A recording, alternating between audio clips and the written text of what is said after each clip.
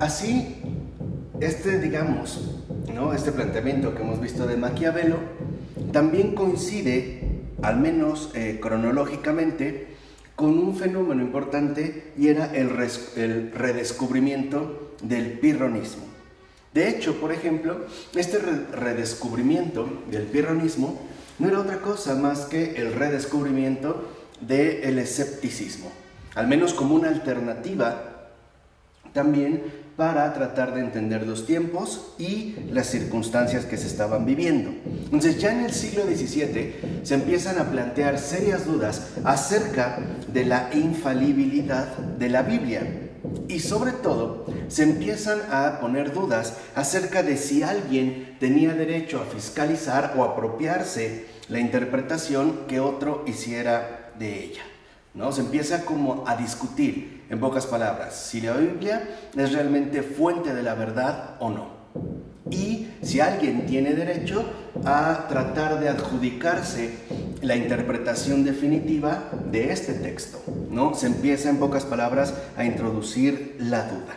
Así veremos que ya en el siglo XVI hay un resurgimiento del antiguo escepticismo que de hecho se había puesto al alcance de las personas por medio de diversas ediciones y traducciones de estos clásicos, particularmente en la obra de Sexto Empírico, que sería Sexto Empírico como uno de aquellos que son rescatados de esta antigüedad griega, que pertenece a la escuela precisamente conocida como escepticismo. Ahora, ¿qué pasa en este caso, por ejemplo? Sexto Empírico dirá, literalmente, el hombre que no establece que algo sea por naturaleza bueno o malo, no va ansiosamente en busca de algo, ni tampoco lo rehúye, y por eso puede permanecer imperturbable. O sea, lo que dice Sexto Empírico en este caso es que las definiciones que damos de bueno y malo no nos son absolutamente necesarias. Más bien son como lo dice, ¿no?, algo que se ha establecido y que puede generar en nosotros determinadas contrariedades.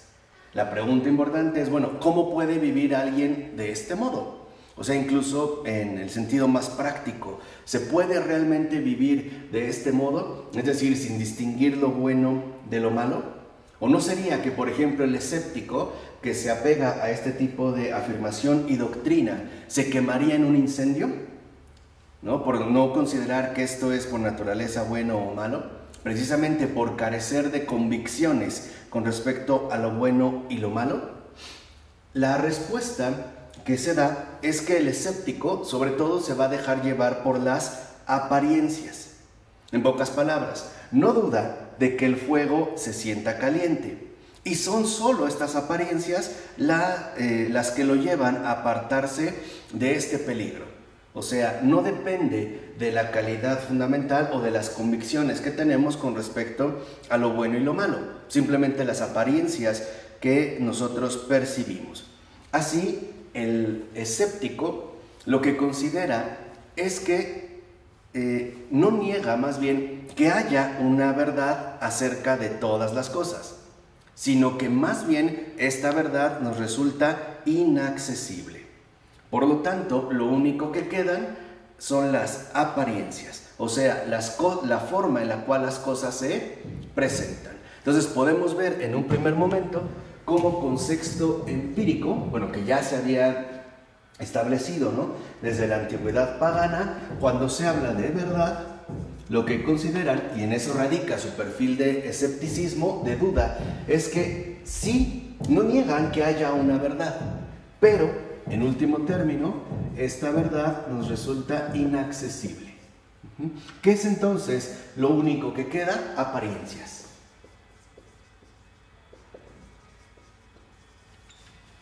No niegan que haya una verdad, pero sostienen que esta verdad nos es inaccesible, y por eso nos tenemos que limitar a la manera en la cual las cosas se presentan.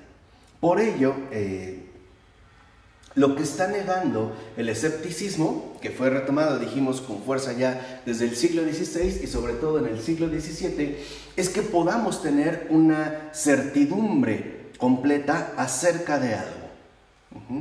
De hecho, dirá que lo que el escéptico se niega a aceptar es que haya una certeza total, sobre todo con respecto a la verdad.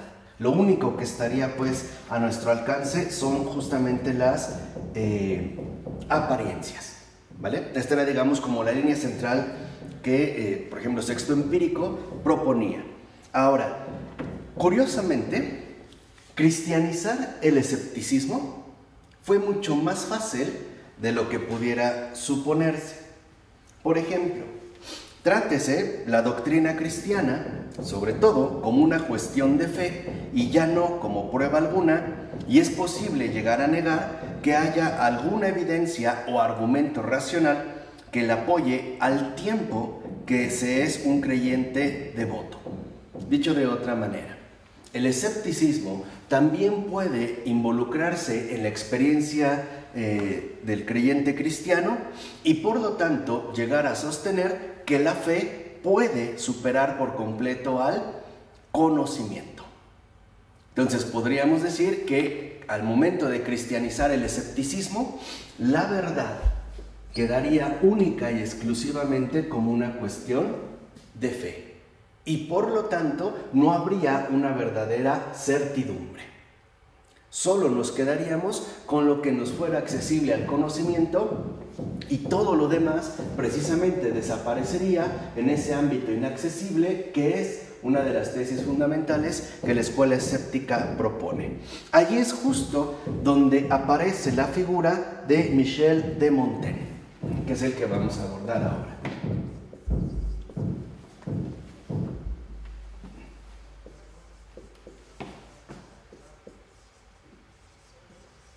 Cuya vida transcurre de 1533, ya pleno siglo XVI, a 1592. Con ese trasfondo es, digamos, mucho más claro entender cuál es la postura que realiza Michel de Montaigne, sobre todo en su obra que lleva por título Los Ensayos. Es el primero que utiliza en este sentido la palabra ensayos. En estos ensayos también es el primero que va a reconocer, y es donde él se va a ir agarrando cada vez más de la postura escéptica, es el primero en explorar cabalmente las consecuencias que sobre todo tuvo en la vida cotidiana la pérdida de una autoridad moral públicamente reconocida. O sea, el trasfondo, o más bien el contexto en el cual Montaigne elabora su obra es el contexto de un mundo dividido por la religión. O sea, le toca ya, digamos, el punto álgido de las disputas religiosas y por lo tanto también de la ausencia de una autoridad moral públicamente reconocida. De ahí entonces que lo que busca Montaigne en un primer momento es indagar en la situación de Europa de ese tiempo. Y comienza no solo a plantear preguntas acerca de lo que está ocurriendo, sino también Montaigne buscará formular algún tipo de respuestas. Entonces, lo primero que asume Montaigne es un escepticismo moral.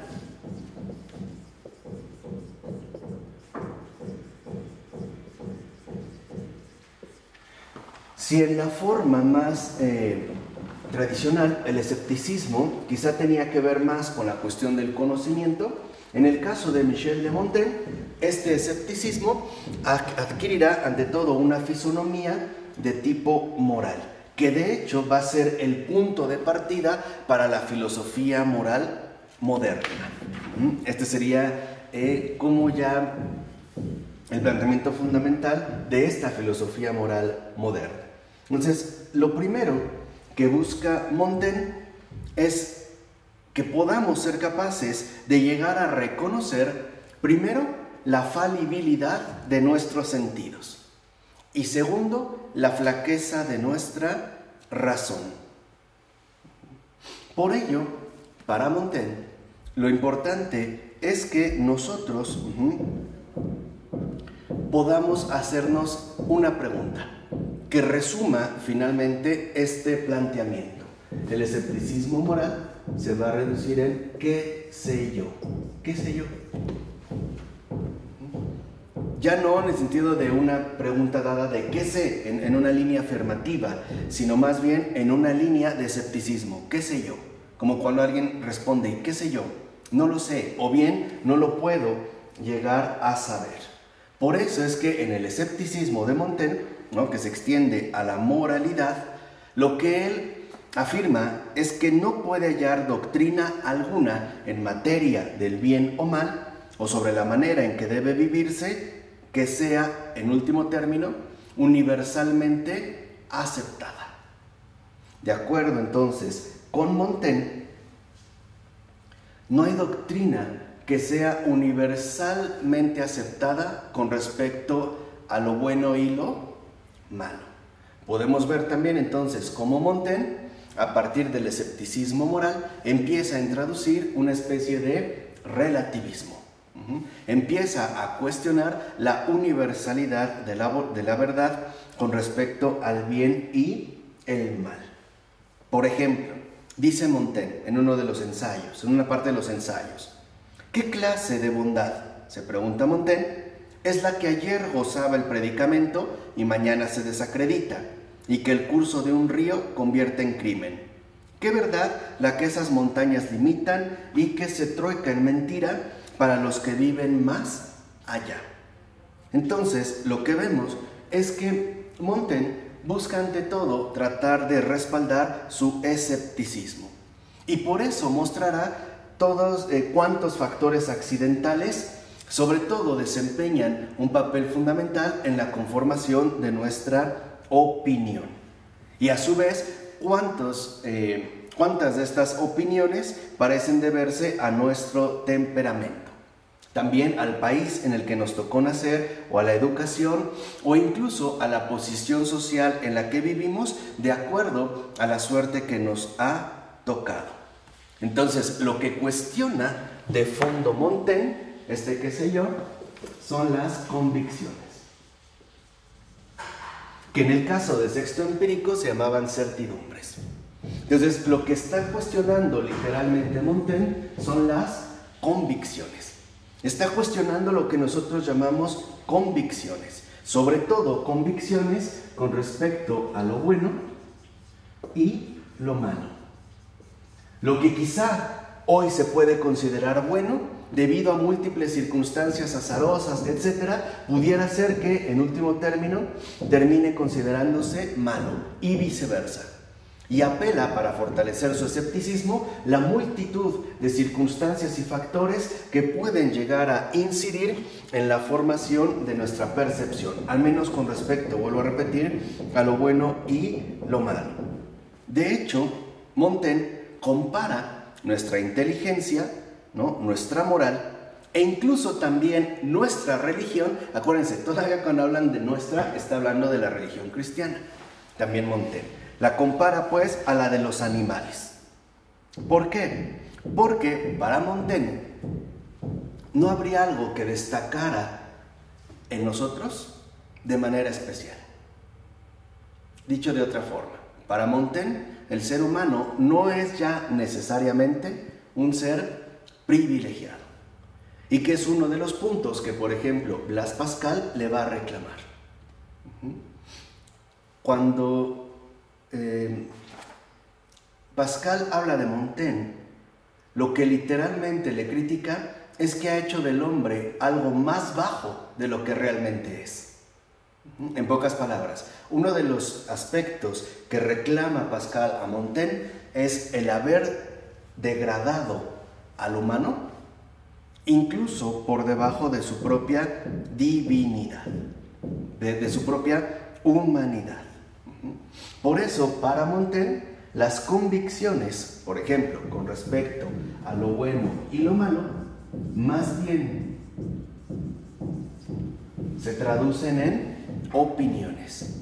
y las opiniones son finalmente relativas, según el lugar, las circunstancias, la persona, el temperamento, la nacionalidad, etc. Por ello, Montaigne también se basa o enumera la infinidad de opiniones filosóficas acerca, por ejemplo, de lo divino, del alma y del bien supremo. Pero, dirá, son tan variadas y tan distintas estas opiniones que en pocas palabras no hay algo que yo haya encontrado, dirá Montaigne, en lo cual se pueda llegar a confiar. O sea, en último término, para Montaigne no hay literalmente una verdad totalmente fiable. Todo se reduce en multitud de opiniones. Recuerden que está viviendo, dijimos, en un contexto de múltiples controversias, donde parece que los conflictos, sobre todo generados a partir de la Reforma Protestante, han minado las convicciones y por lo tanto han dado rienda suelta al avance de las opiniones.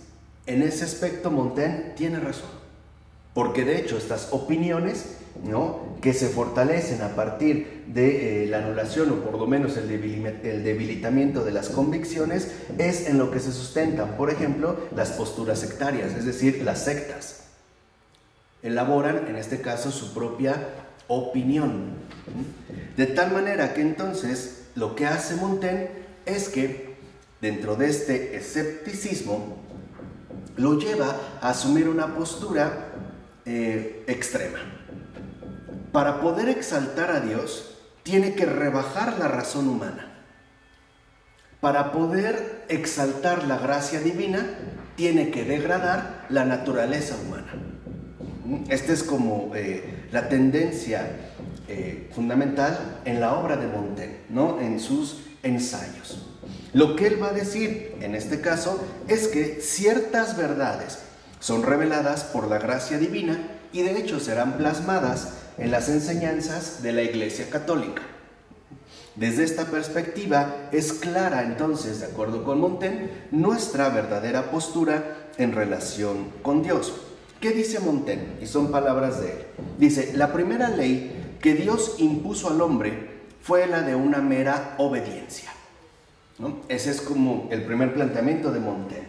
Dice: una orden sencilla y sin complicaciones en que el individuo nada tuviera que conocer ni que cuestionar, pues obedecer es oficio propio del alma razonable que reconoce un ser celeste, infinitamente superior y bienhechor. De la obediencia y la sumisión nacen todas las demás virtudes, como de la rebeldía emanan todos los pecados. La primera tentación que experimentó la humana naturaleza por mediación del demonio, el primer veneno, nos fue inoculado por la promesa de ciencia y conocimiento. He ahí por qué la religión católica recomienda tanto la ignorancia como el único camino de obedecer y creer. Entonces, aquí lo que empieza a sugerir Montaigne es que entonces la Iglesia, precisamente, ¿no?, ha establecido como la máxima regla de comportamiento la ignorancia. Se ha sugerido entonces, ¿no?, la ignorancia como el único camino real para obedecer y creer, ¿no? Es una especie de sumisión, ¿no? Invita en último término a la sumisión.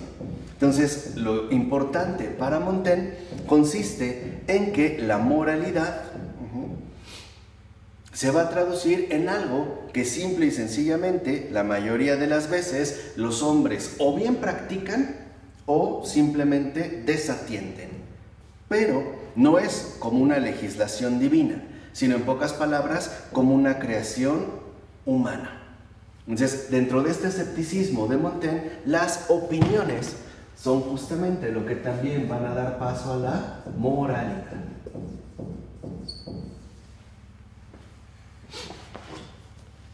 Y dentro de esta moralidad, dirá Montaigne, la ley aparece entonces la ley de la conciencia. Entonces, ahora precisamente Montaigne, ante tal variedad, ante tal multiplicidad de opiniones y de caos, dirá que la moralidad tendrá que recaer en la ley de la conciencia.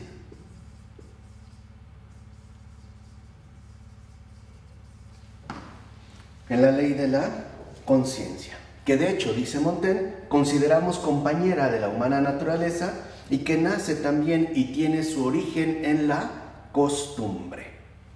Entonces, aquí ya Montaigne dirá que incluso la ley de la conciencia no es algo divinamente dado, sino que la ley de la conciencia es algo que en último término apunta a la costumbre. Y esta costumbre, ¿no?, se manifiesta en lo que cada uno acata y venera, ya sea como hábitos o ideas recibidos, y que en general tienden a ser aprobados, y que no se sabe desprenderse de ellos sin remordimientos ni practicarlos sin aplauso, es decir, sin reconocimiento. Entonces, lo que está sosteniendo ya Montaigne es que lo que nosotros llamamos bueno y malo no es otra cosa más que una serie de costumbres que han quedado firmemente arraigadas en cada uno de nosotros.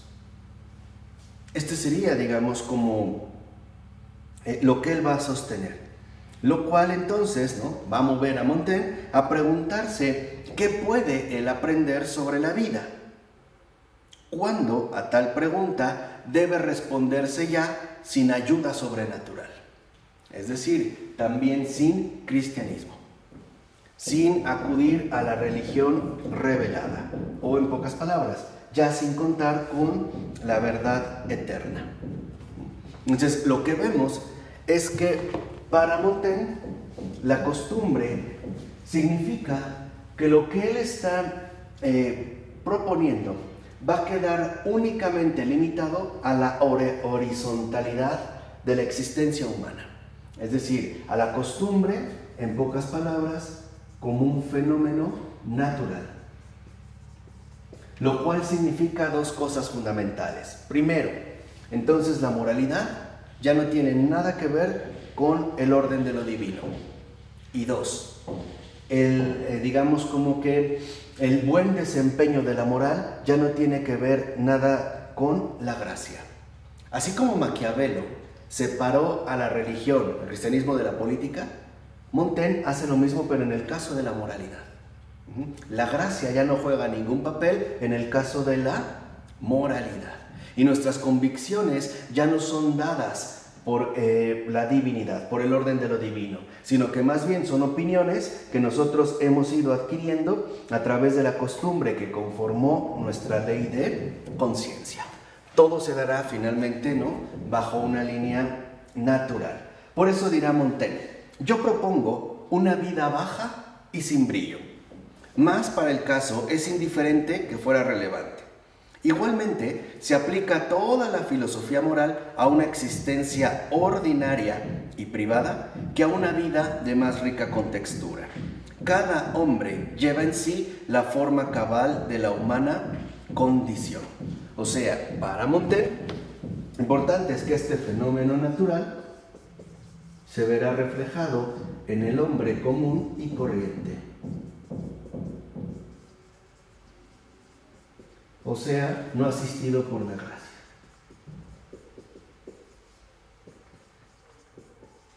¿No es ateísmo? No. Ateísmo escondido, ¿no? No. Oculto. No. Es un escepticismo cristianizado. Es suponer que en efecto, ¿no?, nos vamos a quedar en esta línea, pero considerando en pocas palabras que la cuestión de Dios nos es inaccesible. Vamos a quedarnos con lo que tenemos a mano. Así como para Maquiavelo lo que estaba a la mano era el paganismo, ¿no?, el paganismo antiguo, lo que está a la mano para Montaigne, pues es lo que experimentamos de manera ordinaria, o sea, de manera natural. El análisis, pues, de lo que llamamos nuestras costumbres. Esos son los ensayos, que aparte son bastante extensos. Lo que es un análisis natural de las costumbres que nosotros hemos adquirido como seres humanos, ¿no?, dentro de esta propuesta. Así, Montaigne dice, no está haciendo nada que otros no puedan hacer. Ya no se habla del privilegio de la gracia, ya no se habla del ser que ha sido precisamente, ¿no?, fortalecido y orientado por una verdad sobrenatural, sino simple y sencillamente con lo que tenemos a nuestro alcance, con nuestras propias capacidades naturales, que es justo lo que Pascal también le reclama a Montaigne. O sea, que considere al hombre un ser meramente natural y aparte, ¿no?, mediocrizado por esta orientación hacia esa verdad trascendente. Entonces, lo que le importa a Montaigne es que el hombre común y corriente, ¿no?, es decir, no asistido por la gracia, no es más que el yo. De hecho, Montaigne es el primero, y por eso aparece en esta lista, Montaigne es el primero que habla del yo moderno. Más bien, del yo en sentido moderno. Y entiéndase bien, a partir de Montaigne, cuando se menciona el yo, se habla del yo sin la gracia, sin la asistencia de la gracia, ¿no?, por así decirlo, dejado a su propia contextura, que de hecho es el yo, ¿no?, retratado por Montaigne, que únicamente puede entenderse por medio de la experiencia, o sea, lo que vivimos de manera natural, ordinaria, común y corriente, y la reflexión. De hecho, podemos decir que el yo que retrata Montaigne es el yo carente de gracia, es el yo desgraciado. En sentido literal moderno, recordemos que el prefijo des en griego significa quitar. Es el yo desgraciado, es el yo moderno que ya se le ha quitado la gracia y que cada vez, ¿no?, vivirá más acorde con lo que su experiencia le ofrece o bien con lo que su reflexión le sugiere. Este es un punto central en el caso de Montaigne. Y por eso significa que la experiencia y la reflexión son los sustitutos de los pilares fundamentales que hasta entonces habían sostenido la comprensión del hombre mismo. Es decir, la experiencia sustituye la tradición y la reflexión sustituye la revelación. Ese es el yo. El yo, en el caso de Montaigne, está basado en una sustitución. Acuérdense que Charles Taylor en su momento nos explicó muy bien cómo la modernidad funciona por sustitución. Entonces, en el caso del yo desgraciado, es decir, carente de gracia, ya de Montaigne, en este yo plenamente naturalizado, la experiencia aparece como el sustituto de la tradición. O sea, ahora no importa lo que objetivamente se ha dado o aquello que ha recorrido, no sin esfuerzo, no sin dificultades, ¿no?, el acontecer del mundo hasta llegar a nosotros, sino que todo se va a limitar a la experiencia individual. Y por ende ya tampoco la revelación va a ser como algo sustancial para nuestra configuración humana, puesto que la reflexión es aquello que ocupará precisamente su lugar. Entonces podemos decir que si la tradición es dejada de lado y la revelación, que no es otra cosa más que la encarnación histórica de esta a través del mundo, ¿no?, la tradición, la encarnación de la revelación, sin esto, pues entonces la iglesia también ya no se necesita. ¿Qué es la reflexión? La capacidad que tenemos de hacer reflexionar sobre uno mismo, de elaborar ideas, ¿no?, nuestra capacidad pensante. Pues no es el relativismo, ¿esto? Es lo que eso sí, pero no ateísmo, es relativismo. Por eso les decía, está metiendo como una especie de relativismo, ¿no? Desde aquí, al irlo doblegando, lo que hace es irlo relativizando, pero gracias al escepticismo en el cual de hecho pues él se va a basar. Entonces, de lo que está hablando en propias palabras es del hombre natural. O sea, ¿no?, lo que encontramos en cada uno de nosotros mismos, sí es que nos decidimos a mirarnos, que es lo que él también trata de reflejar en los ensayos.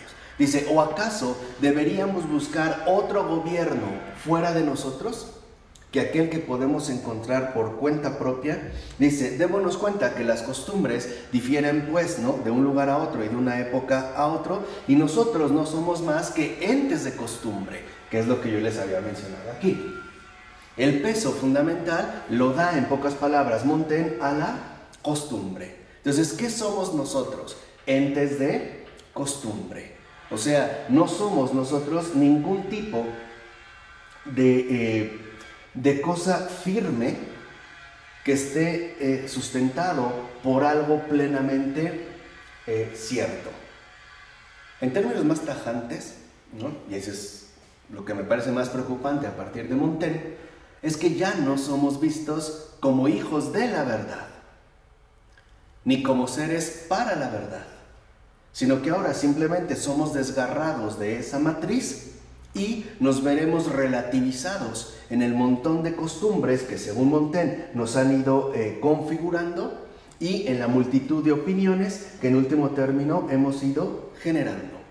Ahora, para Montaigne esto no es algo inadecuado, por el contrario, es lo único que ciertamente nos caracteriza.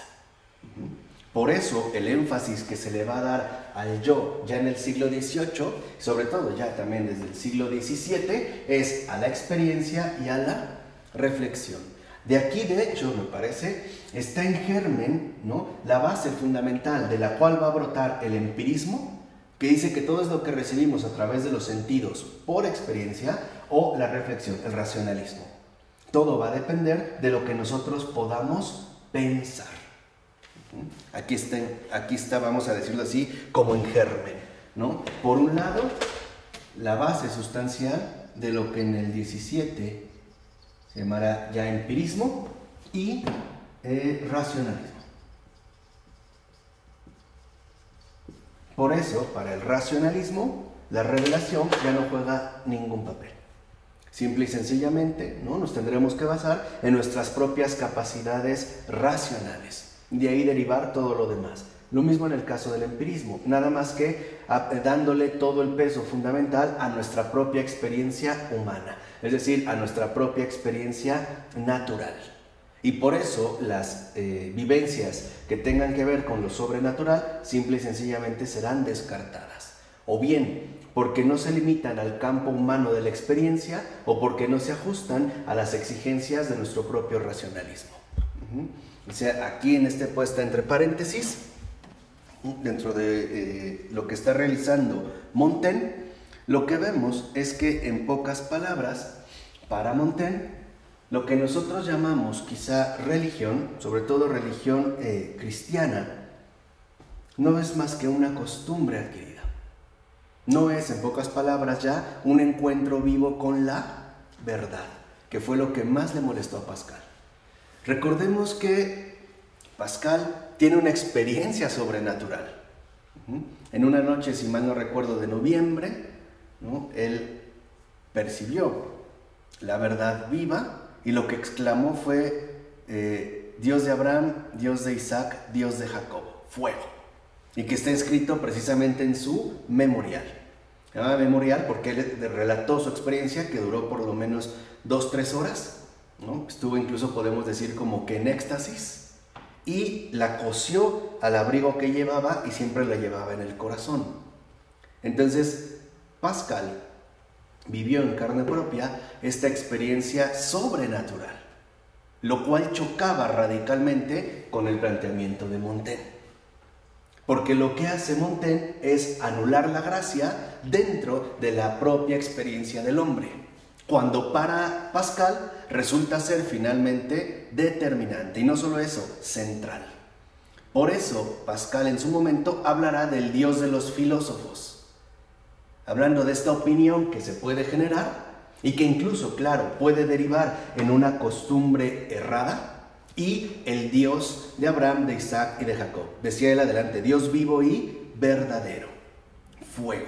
Entonces, este señalamiento es importante para entender justamente en dónde estaba el planteamiento.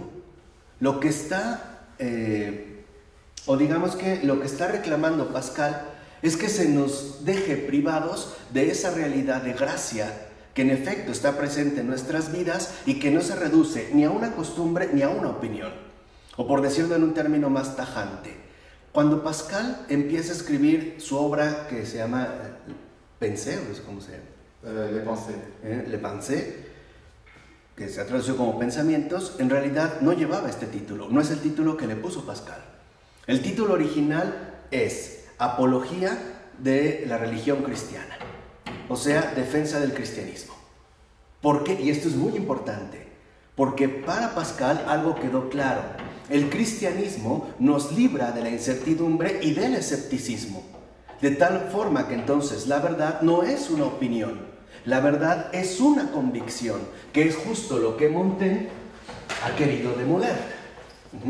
La verdad, entonces repito, no es una opinión, no es algo hecho a la medida de cada uno de nosotros, ni siquiera es algo que corresponda de entrada con nuestra propia capacidad natural o nuestra propia dimensión natural.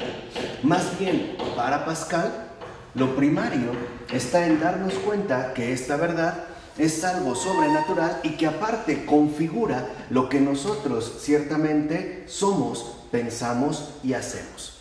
Por ello es que el único motor fuerte que tiene Pascal es luchar contra este escepticismo, especialmente el de Montaigne, no tanto el de los antiguos, y advertir el peligro que se tiene de que el yo moderno, ¿no?, carente de gracia, basado únicamente en su experiencia y reflexión, suponga que la verdad es una opinión entre otras.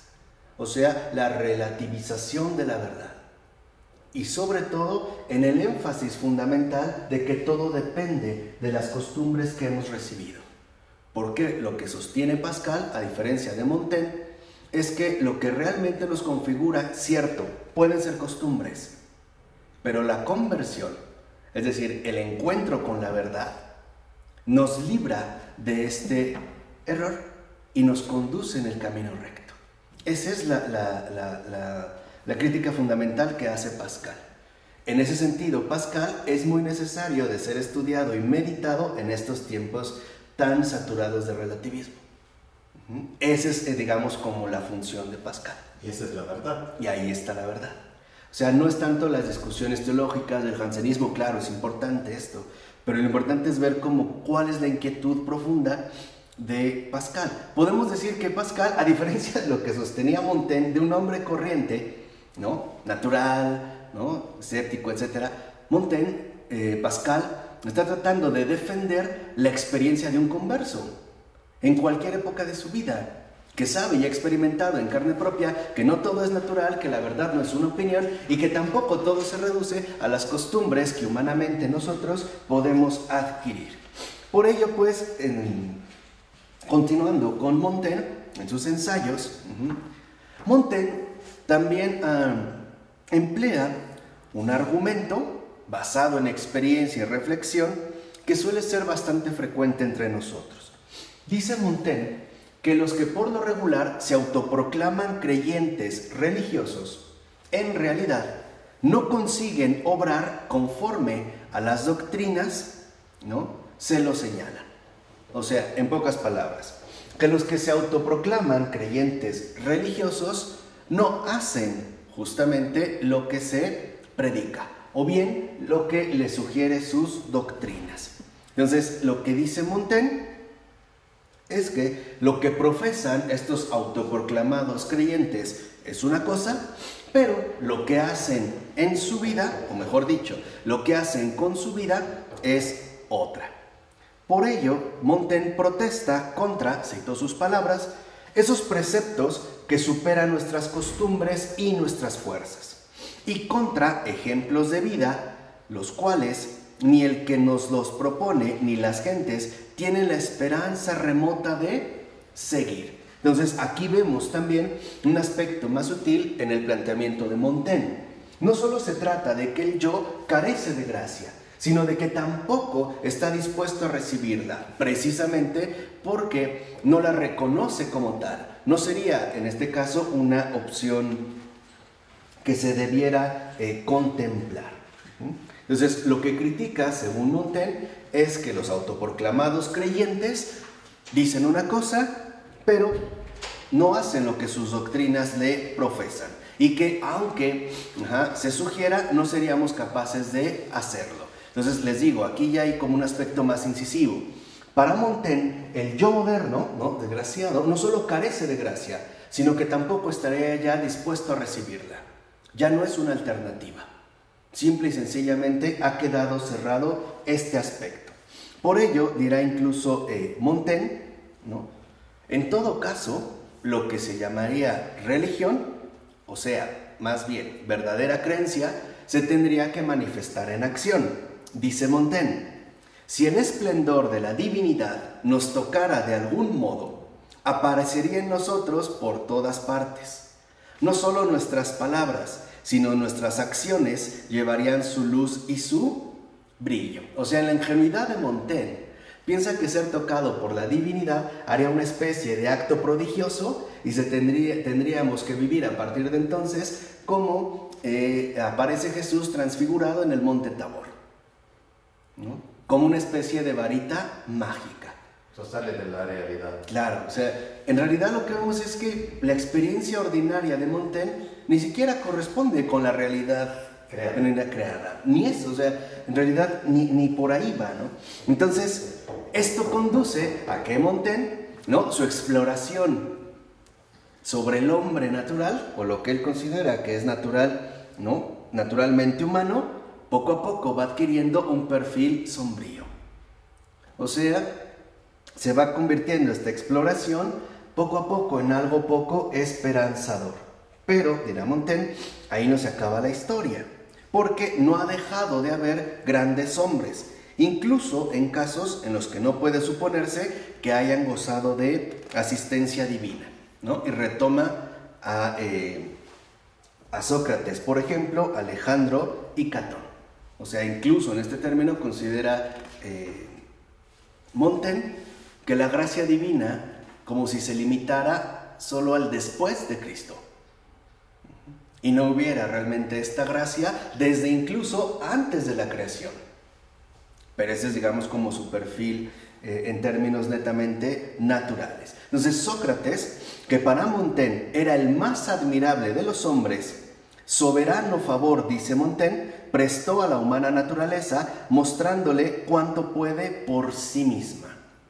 Y esto es como el verdadero motor que impulsa a Montaigne, o sea, una más de las seducciones del paganismo. El yo que está describiendo, que está explorando Montaigne en sus ensayos, no es más que el yo que se hace por sí mismo. En pocas palabras, el yo es el sí mismo moderno, que no mantiene contacto con la gracia ni con algún otro orden sobrenatural. Y por ello insistirá también Montaigne. Y no solamente es a los grandes a quien debemos admirar. Dice: miremos al suelo, a esas pobres gentes, ¿no?, que vemos esparcidas con la cabeza inclinada por su trabajo, que desconocen a Aristóteles y a Catón.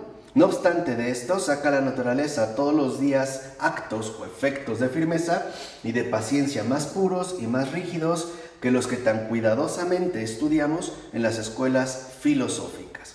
Entonces, esto lo lleva a Montaigne a sacar en sus ensayos dos conclusiones principales. La primera: no debemos esperar normas exactas que nos sirvan de guía en las dificultades de la vida. O sea, hagamos lo que podamos. No obstante, dice Montaigne, yo he vivido bastante tiempo para poder tener en cuenta el régimen que tan lejos me condujo. En pocas palabras, ¿qué nos sugiere Montaigne? Lo que él ha adquirido en sus hábitos de vida. O sea, lo que él ha llegado a lograr a forjar como experiencias básicas. Por ejemplo, 1, dormir bien, comer bien, trabajar y descansar. Sobre todo, qué hay que hacer en caso de enfermedad y cómo cuidar la salud. Para Montaigne esto es lo central. Todo lo demás serían trivialidades. Entonces, incluso para Montaigne, ¿no? Busca un perfil antiascético con respecto a los placeres del cuerpo. Dice Montaigne, no solo somos almas encarnadas, y para ser humanos debemos cuidar ambas partes de nosotros mismos. O sea, también se va a destacar en este caso al cuerpo. En segundo lugar, y esa es la segunda conclusión, Montaigne considera que tiene ciertas convicciones bien arraigadas acerca del buen y del mal obrar. De hecho, podemos decir, antes de avanzar en esta segunda conclusión, que hoy muchos son fieles discípulos de Montaigne cuando consideran que todo se reduce al buen funcionamiento natural de todas las circunstancias, desde comer orgánico hasta hacer ejercicio, ¿no? O tener una especie de disciplina naturalista, ¿no? En base a los elementos naturales, que busca sustentar su propio yo, bajo estos lineamientos que nos otorga la naturaleza. Ahora, en segundo lugar, dice Montaigne, ¿no? Ya logró adquirir convicciones bien arraigadas acerca del bien y del mal. Lo que es central en Montaigne es que, a final de cuentas, se acepte el yo natural. Eso es lo primario. De hecho, dirá Montaigne que él de poco se arrepiente. Dice, el arrepentimiento no es más que el desdecir de nuestra voluntad. O sea, el arrepentimiento no es más que traicionarse uno mismo. Y aquí vemos que ya es otra inversión. Mientras Jesús decía, ¿no? Niéguense a sí mismos, lo que está haciendo Montaigne es no. Vamos a afirmarnos o autoafirmarnos a nosotros mismos. Ese es su qué sé yo. Es como si le preguntaran a Montaigne, oye Montaigne, ¿y Jesús? ¿Qué sé yo? No importa, ¿no? Yo duermo, como, y todo se reduce a mi dimensión natural. En otras palabras, Montaigne se niega a creer que él es la vacuidad pecaminosa, que en su escepticismo más desesperanzado atribuía a todos los seres humanos. Y esto es lo moderno. Lo moderno, en pocas palabras, es que si Montaigne está haciendo del yo, ¿no? Este ente de costumbre netamente natural, entonces quiere decir que este yo no tiene pecado, que no hay pecado, no es de ninguna manera una fuente pecaminosa, es un ente de costumbres, ¿no? Que se ha ido forjando poco a poco. Incluso dirá que este yo natural, que es lo que él quiere finalmente que se acepte, es como el modelo que él ha logrado encontrar en sí mismo. O sea, ahora es este yo natural el que se propone como modelo para todos los demás. Este sería como la invitación fundamental de Montaigne. Por ello, en pocas palabras, lo que dice Montaigne es que debemos nosotros, ¿no?, asumir la forma en la cual las cosas se nos presentan y dejarnos llevar por esta dimensión natural que en realidad es lo único que nos constituye. Entonces, ¿qué es la verdad? Una opinión. ¿Qué es la fe? Una mera costumbre. Lo que configura al ser humano como yo no es más que su dimensión natural. ¿Cómo la fe puede ser una costumbre? Un ejemplo. ¿De acuerdo con Montaigne? Sí. En base a los hábitos que hemos ido adquiriendo, ¿no?, a lo largo de la vida. ¿Sí? O sea, a lo mejor a mí me enseñaron a hacer ciertas oraciones o ciertos gestos o ciertas genuflexiones como un hábito adquirido de lo que se llamaría en este caso fe. O incluso, digamos, en términos más amplios, de lo que se llamaría la experiencia religiosa. Mira, pero si hubiera nacido en tal lugar, mi experiencia hubiera sido totalmente diferente. Entonces, la verdad ya no tiene aplicación universal. En último término, ¿no?, todo será más relativo a la circunstancia específica. Sobre todo a la configuración que él da del yo natural. Pero algo tiene de verdad. Sí, claro. Parte es verdadera. Sí, por supuesto. O sea, lo que es verdadero es que sí hay un riesgo de quedarnos solo aquí. O sea, de quedarnos, por ejemplo, en la mera costumbre o en las meras opiniones. Pero esto ya hasta los griegos lo decían. Por eso para los griegos la doxa o la opinión es como aquello que debemos superar a través del conocimiento. En este caso del episteme. O sea, opinar no es saber. Eso es un poco lo que decían los griegos, ¿no? Montaigne en este sentido lo destaca. El problema es que para Montaigne es lo único que hay. No hay otra alternativa. Ese es el problema. O sea, lo único que hay son costumbres y opiniones. Entonces, hay como una ambivalencia, ¿no? De tal manera... Como que niega lo sobrenatural, ¿no? Exactamente, ¿no? Aquí ya, digamos, está clausurado. Entonces, lo que en realidad busca Montaigne es que el yo, el sí mismo desgraciado, no sea más que la única forma válida de autogobierno. O sea, lo que está buscando es que seamos totalmente independientes de Dios, de la verdad, de la religión y de todo lo demás. Eso es escepticismo.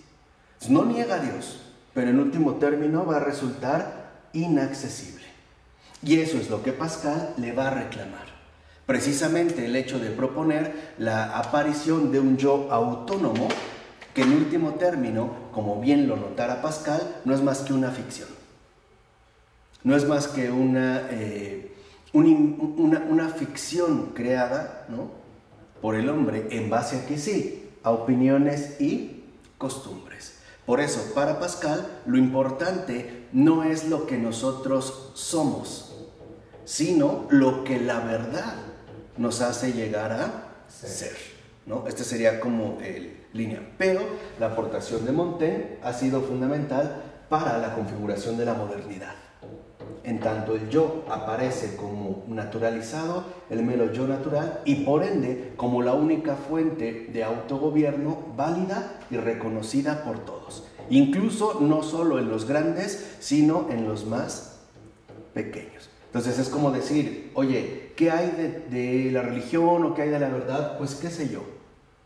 Nos quedaremos entonces limitados al yo natural. ¿Qué sé yo? Es inaccesible. Sí, no sé, ¿no? Sí. Lo único que sé es lo que ocurre en mí, lo que yo entiendo, lo que yo experimento, ¿no?, lo que yo reflexiono, lo que yo he asumido, y en pocas palabras, la última palabra la tengo yo. Esa es como la línea precisamente que va a presentar Montaigne. Lo que yo pienso es la verdad. Y no es la verdad absoluta, es mi opinión.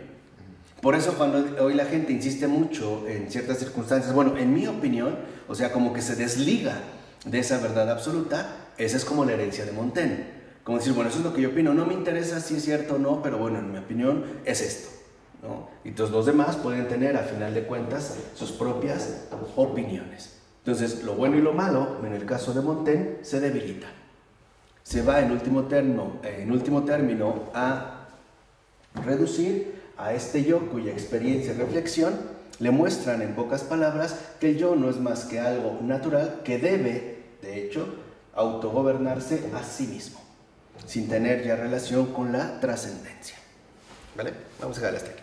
En nombre del Padre, del Hijo, del Espíritu Santo.